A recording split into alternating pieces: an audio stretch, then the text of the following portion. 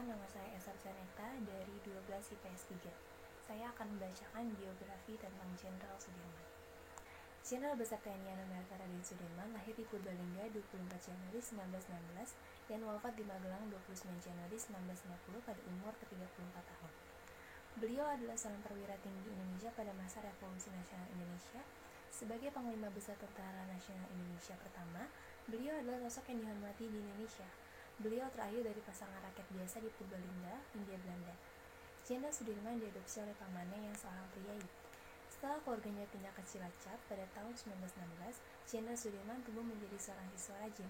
Ia sangat aktif dalam kegiatan ekstrakurikuler, termasuk mengikuti program kepanduan yang dijalankan oleh organisasi Islam Muhammadiyah. Saat di sekolah menengah, beliau mulai menunjukkan kemampuannya dalam memimpin dan berorganisasi, dan dihormati oleh masyarakat karena ketaatannya pada Islam.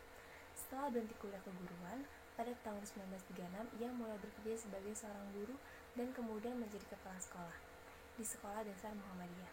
Ia juga aktif dalam kegiatan Muhammadiyah lainnya dan menjadi pemimpin kelompok pemuda Muhammadiyah pada tahun 1937. Setelah Jepang menduduki Hindia Belanda pada tahun 1942, beliau tetap mengajar. Pada tahun 1944, ia bergabung dengan Tentara Pembela Tanah Air atau disebut dengan PETA yang disponsori Jepang. Beliau menjabat sebagai komandan batalion di Banyumas. Selama menjabat, Jenderal Sudirman bersama rekannya sesama prajurit melakukan pemberontakan hingga kemudian diasingkan ke Bogor. Setelah Indonesia memproklamirkan kemerdekaan pada tanggal 17 Agustus 1945, Jenderal Sudirman melarikan diri dari pusat penahanan, kemudian pergi ke Jakarta untuk bertemu dengan Presiden Soekarno.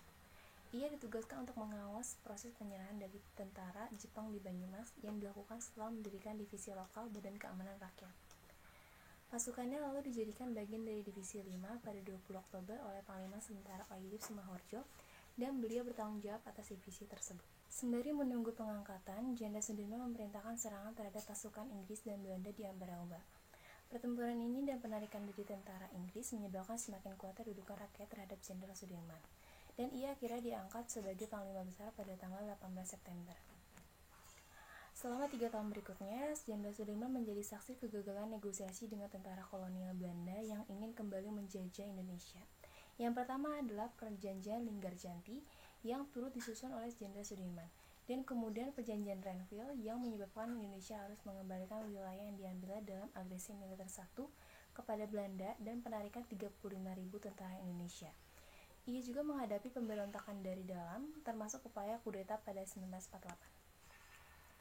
Ia kemudian menyalahkan peristiwa-peristiwa tersebut sebagai penyebab penyakit tuberkulosisnya.